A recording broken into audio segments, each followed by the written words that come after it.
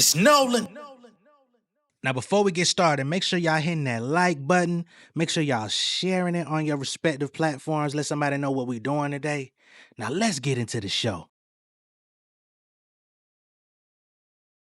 Yeah, taking it serious, life changed in the blink of an eye. Hello to my son, the same day I'm sending goodbyes. I've been on my grind since Shanghai, riding these bass lines. Finding comfort with the gray skies, watch how I take mines. I'm with the armory, leaving poverty. Niggas been calling me, only speaking the blood like arteries. Guess I'm honorary, ought to be with the goats. Pen scripted with ghosts, meticulous practice, cognitive dissonance for the coast. Atlanta taught me well, keep the 808s in a large Chevelle. My lines punching like Whitaker, it's the God Purnell. I never age, I'm like a for real. Shit that I write in the grill gives me the license to ill. For the new year, I'm only touching more classics and making them. For the cash, I've been draining them. My rhythm circadian. These my signature cadences. Y'all been them and ate them. Chick-fil-A them, innovative. Need my shit up in them stadiums. I've been underrated. Rolling humble, I played it like a film. I'm at a point I need the status coming like a deal. My bank told me you were like a mill. Niggas pushing rock, it was like a mill. Being soldier, life is real. How many niggas you know that could do this? Just this open discussion. I'm sick of niggas. Get some Robitussin and flow discussing. Keep up holding, bustin', take your hole and shove it. Fuck your bitch.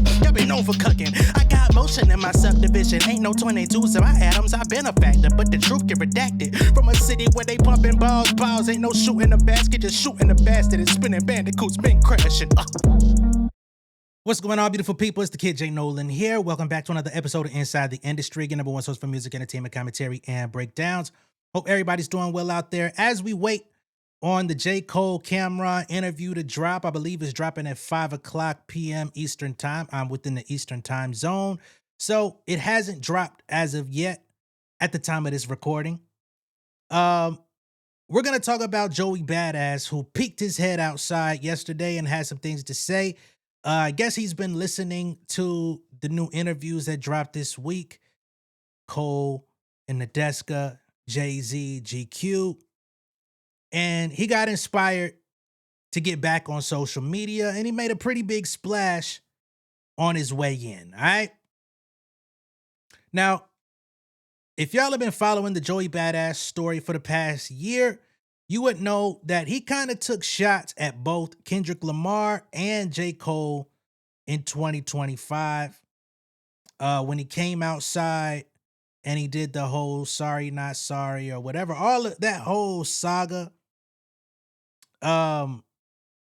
Remember he said something about niggas might delete later. I know Joey won't or something like that. That was a shot in J. Cole's direction. Although he said that he loves J. Cole, all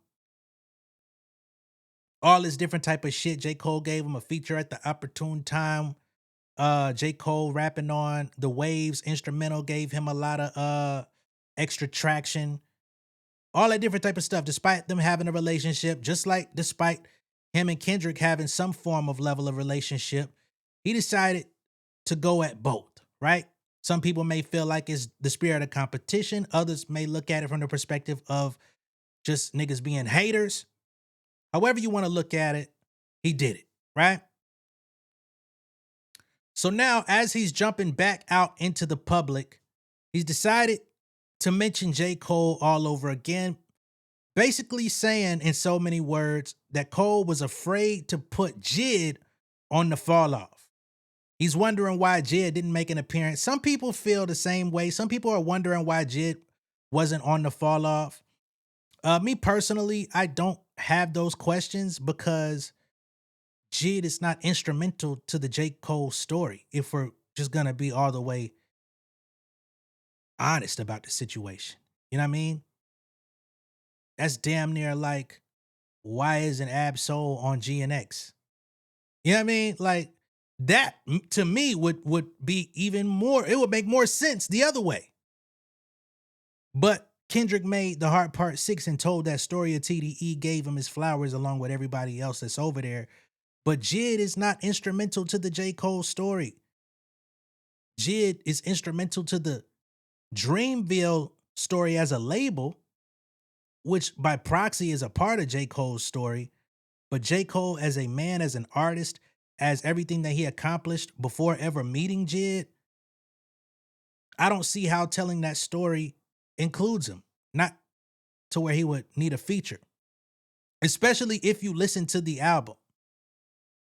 Um, that doesn't mean that the album couldn't have benefited from a JID feature. If we're talking about just incredible rapping and chemistry, I think that they both excel in that area. But personally, I didn't go into it looking for a JID feature. If anything, J. Cole should probably give JID a feature on JID's next solo album to help bring more interest to him. You know what I mean? But I understand the idea of why aren't your artists on your album? Because that would give them a bigger platform to showcase their skill. Because J. Cole is somebody who historically can sell in the upwards of 250, 350, close to 400,000 first week, goes platinum every time. So I do understand that piece of it. But he also shares that platform with those artists with the Revenge of the Dreamers projects, and his presence also elevates those projects. So I don't really understand that, but I'm gonna go ahead and pull up Joey's tweets and see if we can get a little bit more understanding of what it is he meant, because I know he had to clarify some things once it started to spread. So Joey says, everybody talks about how we shouldn't beef and we should spar more on records. Clearly, that's him referencing Jay-Z's interview. But the truth is, niggas don't want to be wanting to what? Hey, man, you got to come to the net with some grammatically correct sentences before you start talking shit. Niggas don't want to be wanting to collab? Don't want to be starting something? Out of fear of getting bodied on their own record. Let's see how you started that. I've seen a lot of niggas over the years duck that friendly fade, basically saying other rappers don't want to rap with other rappers for fear of getting overshadowed on their songs. And I think that is a thing, right? I'm not going to overshadow what Joey's saying to the extent of like that not being something that happens, because some rappers do have overly inflated egos and feel like they the shit. And if I add you to my mix, I don't want you outshining me, because how's that going to look for me? I just never looked at it that way. Check my track record. I've never been one to shy away from collaborating with real spitters. Whether that be getting niggas on my own tracks or hopping on niggas' tracks, not to mention coming up in a collective of straight fire MCs. Pro Era he's talking about. Beast Coast he's talking about. He says, I will say though, it's easy to show up on somebody else's track when the bar is already set and all you gotta do is meet it or better. Sounds like a shot there too. Which I just don't understand why this was like a necessary conversation at this particular time. Because if you want niggas to collab, then who gives a fuck how easy it is to come show up and body somebody on a track? Do you want to see the collaborations or nah? Do you want the niggas to come collaborate with you or nah? I don't know. He says, but I say all this to say, that's why sometimes niggas catch strays, because they be ducking smoke and they be gatekeeping the top spot, quote unquote, top spot. There's only so many top spots to go around, so who are you talking about? He says, before you drag me, this just shit I've witnessed in my experience. I didn't come here to bash nobody or throw shade. Now, you know, when you have to put that disclaimer in there based on what you've been saying, most likely you did. This is just my 2 cents on the ongoing convo. Here it goes. Lyrical rap is the hardest subgenre of rap music because there's hardly any camaraderie. There's not a single known popular lyricist I haven't at some point extended the olive branch to, publicly showed love to, brought on tour with me, or collabed, sparred with. And if you could name one, there's a 90% chance collaboration is already being discussed. Now fight me. Okay? So that's where he comes in with this. And he doesn't put no names on it. He keeps all names out of it. But when you start talking about features and getting on people's songs and bodying, you know, honestly, J. Cole does come to mind, although people have since changed their perspective about how they view J. Cole's feature run. J. Cole as an artist, J. Cole as a man, J. Cole as a person, the whole shit. A lot of it has been um redirected, at least on online spaces. I think in person, most people that were J. Cole fans still are. In this next tweet, it gets a little bit more direct. He says, think about it. If somebody at the quote unquote top gave somebody coming up an opportunity to come after them on a record, you know what would happen? LOL. Niggas is eating they food. Off top, rent is due. Bills paid expeditiously. Okay? So he's saying the so-called top niggas don't want to rap with somebody that's coming up that's got something to prove, that's coming out from the underground, trying to get a platform, trying to get the world to hear them. Stomach might be grumbling at night, or they might have, you know, a little stability, but not to the same level as the superstars in the business. They gonna show up with an axe to grind and definitely try to make it memorable as possible. Which I do agree with that point, because hell, if a nigga said J Nolan hop on this fucking song and they in the upper crust of the industry, yeah, I'm gonna go stupid dumb. You know what I mean? It's gonna be a battery.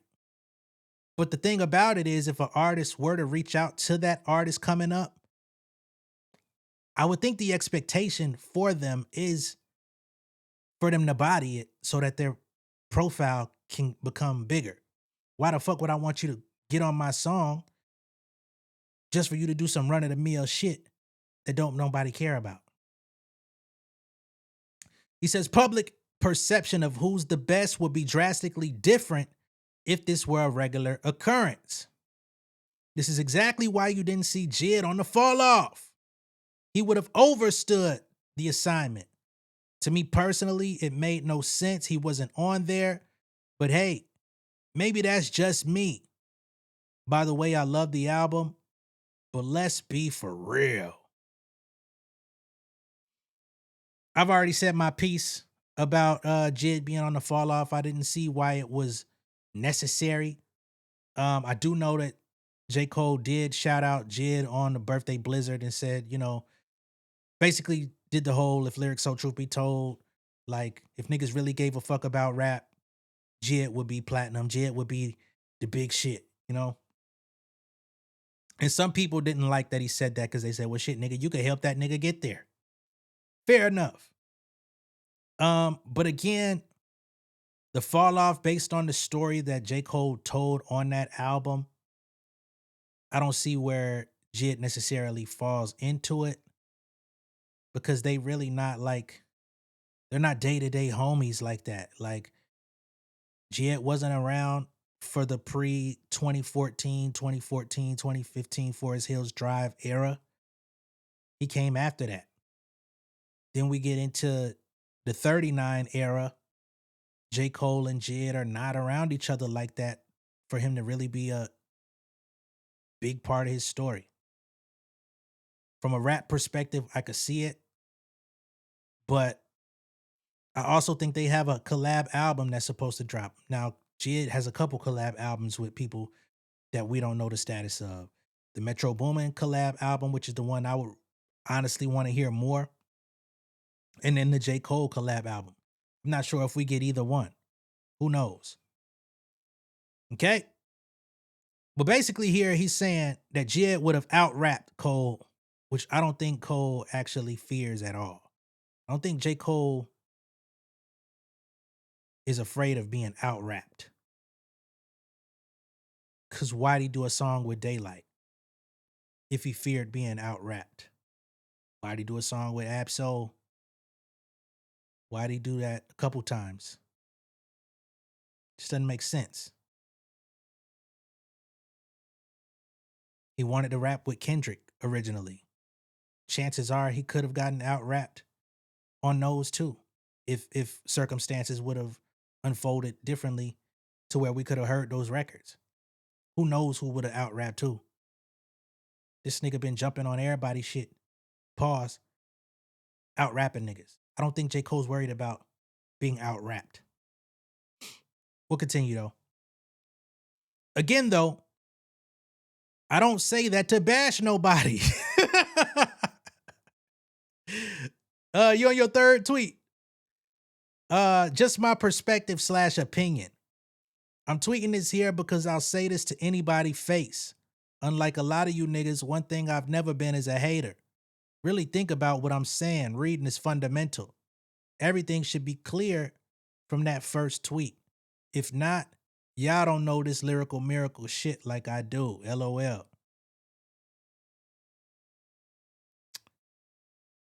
So why Rhapsody ain't rap on that fucking song with you and Ab-Soul? Why she just have to do a hook? Since we want to start being glib, since we want to start talking about who's doing songs with who,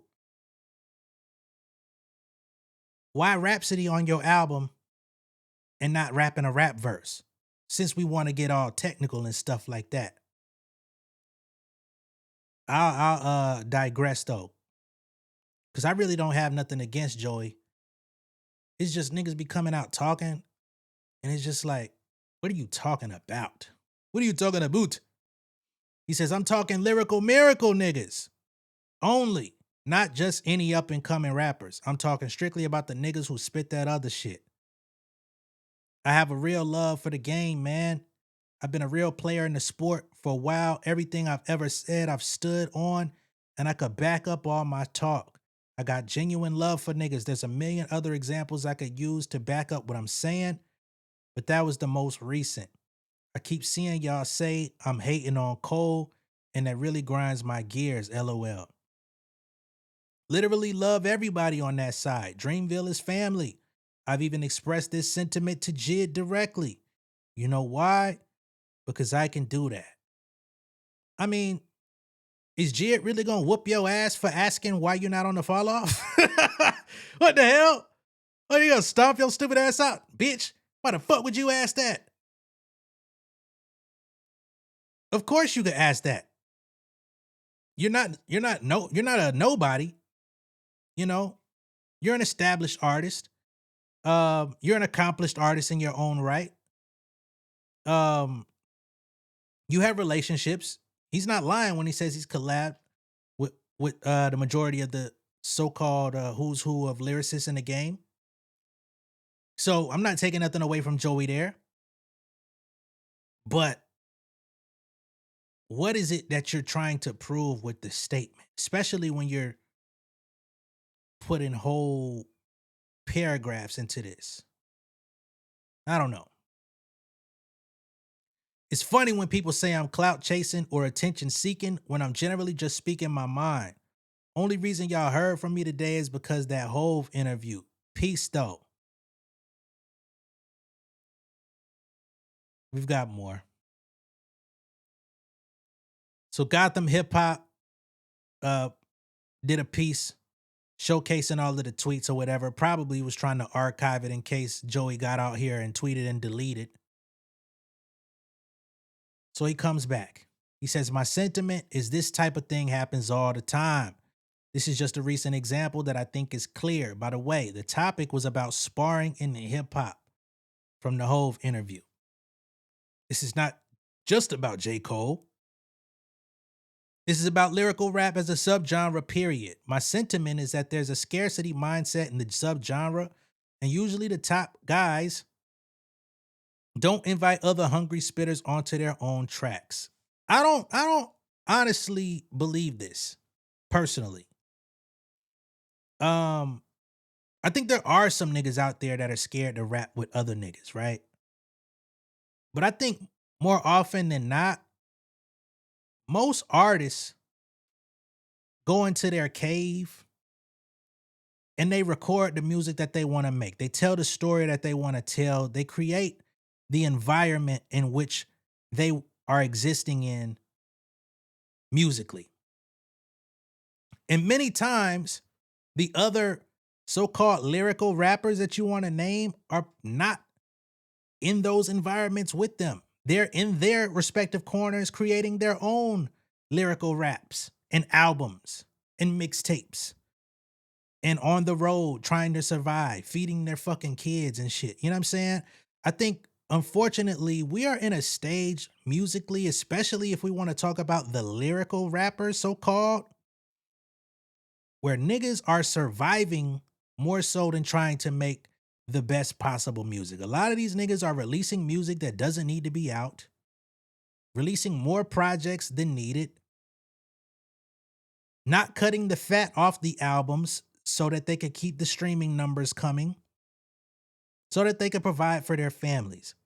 They're on the road more often than they should be. They're eating bullshit because they're on the road trying to provide for their families.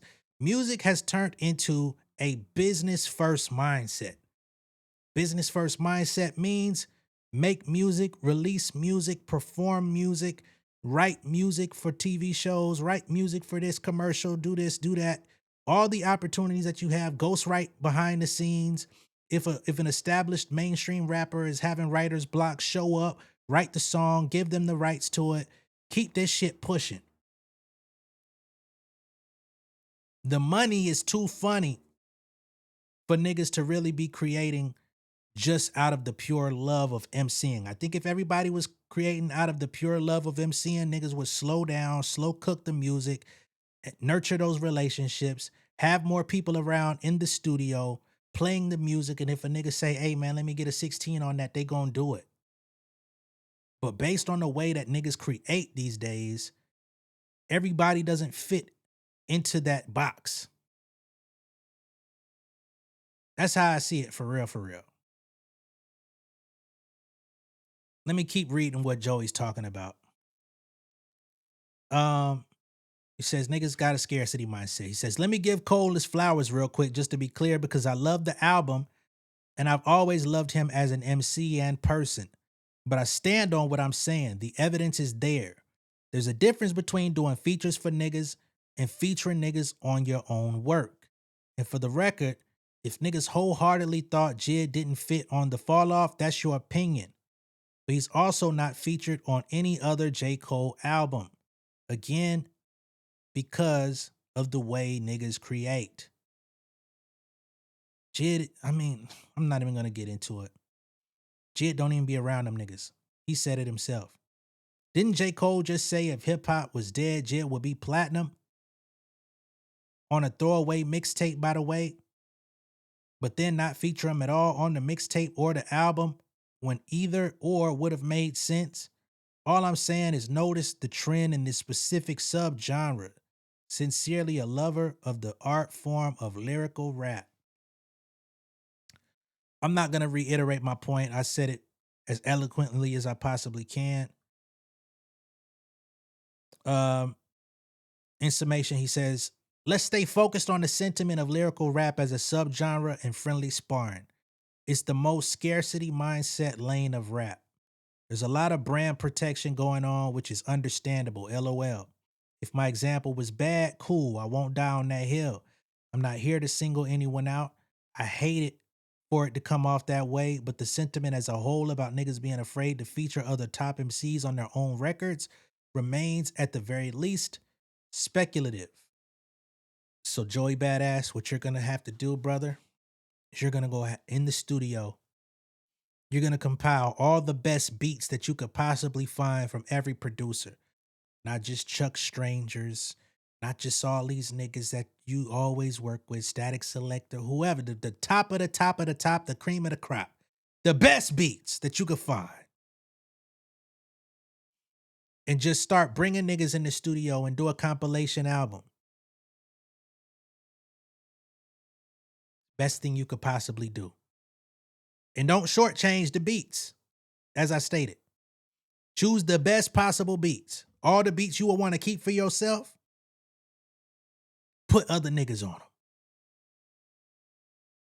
Make the album and put it out and say, I'm doing this for lyrical rap. And once you do that, I'll change my perspective on what niggas should be doing. Because I'm going to say Joey Badass did it. He did exactly what he asked for. He said lyrical rappers need to collab more. He put out a whole collaboration tape with all the lyrical rappers on all the best possible beats and songs that he could make. And don't shortchange the hooks neither. Don't just do fucking 16 after 16 after 16. Put some real hooks on there. Get fucking LMA, Chloe Bailey, all the people you got access to singing some hooks. Make some real fucking songs and get the lyrical rappers to come make some songs. And y'all could try to make a hit. And y'all could try to, you know what I'm saying? Make some shit that's long lasting. Don't make it a mixtape. Then I'll swing back and say, J. Cole, this is what you should have did. But J. Cole has Revenge of the Dreamers 1, 2, and 3, where he gave lyrical rappers, R&B artists, jazz artists, fellow rappers, buzzing rappers, popular rappers, mainstream rappers, all the opportunity to come create on 3 different albums. So I'm not going to criticize him for not having JID on his solo shit. I'm sorry. That I will draw the line at. But that's just me. Let me know what y'all think of all this down below in the comments. Be sure to like and share this video. If this is your first time seeing me on YouTube, go ahead and subscribe to the channel, become an insider. I will catch y'all on the next one. Y'all be good out there, man. Peace.